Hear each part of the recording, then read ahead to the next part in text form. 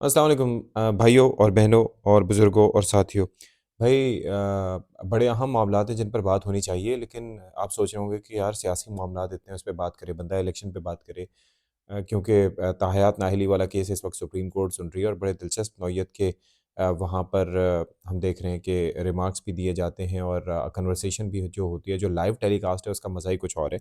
अच्छा, चक्कर पता है क्या है? चक्कर ये है कि पूरा दिन चूँकि आप उसको बराह रास्त देख रहे होते हैं, तो मुझे समझ नहीं आती कि इसके ऊपर बंदा बात क्या करे। क्या रह जाता है जिसके ऊपर बात की जाए? Every base is covered, everything is covered.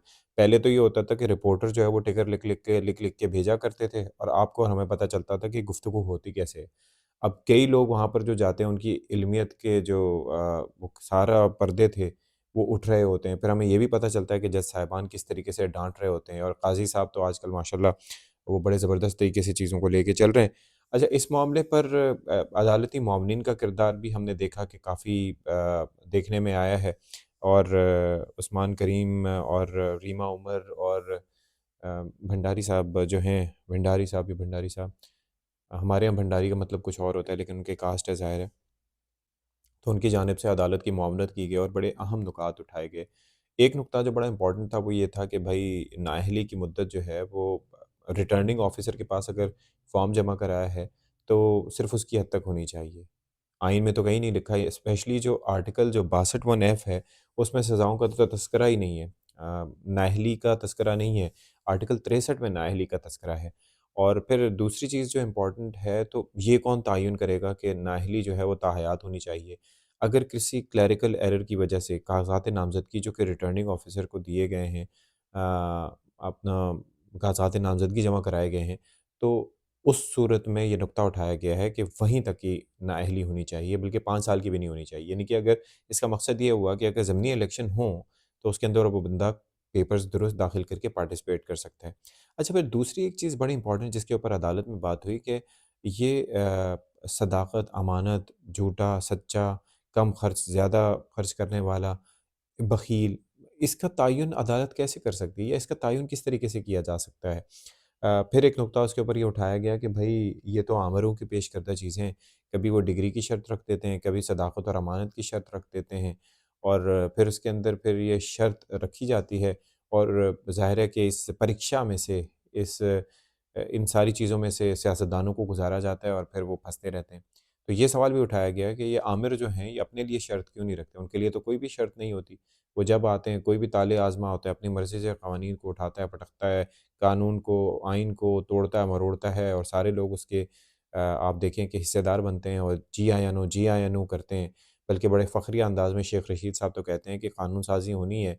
I remember जब बाजवा साहब की एक्सटेंशन का मामला था, तो उस वक़्त हमारी उनसे बात हो रही थी, तो ही सेड कि भाई जिन्होंने एक्सटेंशन करवानी है, जिन्होंने उस पे बिल पे दस्तखत कराने हैं, वो करा लेंगे, हमें क्या फ़िक्र है। और नून लीग ने फिर वो उस पे सरबसजूद हुई। बहरहाल, कमिंग टू द टॉपिक, एक चीज़ तो बड़ी इम्पोर्टेंट, लेकिन उसके बाद ये सवाल भी उठाया गया कि भाई आमिर तो चले जाते हैं, लेकिन उसके बाद सियासतदान या पार्लिमान उन चीज़ों को क्यों नहीं रेक्टिफ़ाई करती, उन चीज़ों को क्यों नहीं देखती, उनको क्यों नहीं ठीक करती? ये तो उसके इख्तियार में है ना। तो बहरहाल अब फिर दूसरी चीज़ ये है कि इस हवाले से अब फ़ैसला आ चुका है 5 साल की टर्म का, तो उसके ऊपर भी कॉन्टेस्ट किया जा रहा है कि इवन ये कि 5 साल की टर्म नहीं होनी चाहिए। एक तो सदाकत और अमानत डिसाइड करने का पैरामीटर्स क्या हैं? फिर एक बड़ा हसास और एक ज़बरदस्त नुकता चीफ़ जस्टिस साहब ने उठाया, वो ये था कि एक बंदा जो है वो रेप कर लेता है तो वो इलेक्शन लड़ लेता है। लेकिन जो सिविल केसेज़ में है उसको इलेक्शन लड़ने की इजाज़त नहीं होती। तो काफ़ी सारे चीज़ें हैं जो कि मतलब इंटरेस्टिंग है, उन पे बात हो रही है इस वक़्त सुप्रीम कोर्ट ऑफ पाकिस्तान में। रोज़ाना की बुनियाद पे इस मामले को देखा जा रहा है और अब जो एक ज़ाहिर है कि इस मामले को रिविज़िट करने की ज़रूरत भी है और एक फ़ैसला आना चाहिए इसके ऊपर। लेकिन पीपल्स पार्टी, बिलावल भुट्टो ज़रदारी साहब का जो इस पे नैरेटिव है ना, वो बड़ा मज़ेदार मुझे लगा। आप सोचें 16 माह ये पीडीएम के साथ रहे, शहबाज़ शरीफ को शहबाज़ पीट करके और पता नहीं अपनी पार्टी में आने की दावत और मियाँ साहब की वो सपोर्ट और वो तारीफ़ें, साथ मिल के चलना और ये यक ग़ालिब दो जान वाली कैफ़ियत थी। अब ये है कि कह रहे हैं कि भई एक नाअहल होगा तो दूसरा भी होगा, दूसरा अहल होगा तो दूसरा भी होगा। ये नहीं हो सकता कि एक नाअहल हो तो दूसरा अहल हो जाए। तो you are getting the point. क्या ज़बरदस्त माइंड गेम्स इस वक़्त बिलावल भुट्टो ज़रदारी खेल रहे हैं। अ, फिर अब ये क्लैरिटी आएगी इससे कि क्या फ़ैसला आता है सुप्रीम कोर्ट ऑफ पाकिस्तान का।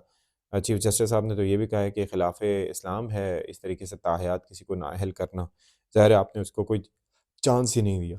لیکن بات یہ ہے کہ پبلک آفس ہولڈر جس کے اوپر اتنی بڑی ذمہ داری ہوتی ہے، کوئی میکینزم تو اس کا ہونا چاہیے نا۔ میں نہیں کہتا کہ یہ جو ان کے اوپر کیسز بنے تھے یا جس طرح سے انہیں ہٹایا گیا، یا کسی بھی پریمیئر کو ہٹایا جاتا ہے، وہ طریقہ کار ٹھیک ہے، لیکن there has to be a mechanism نا۔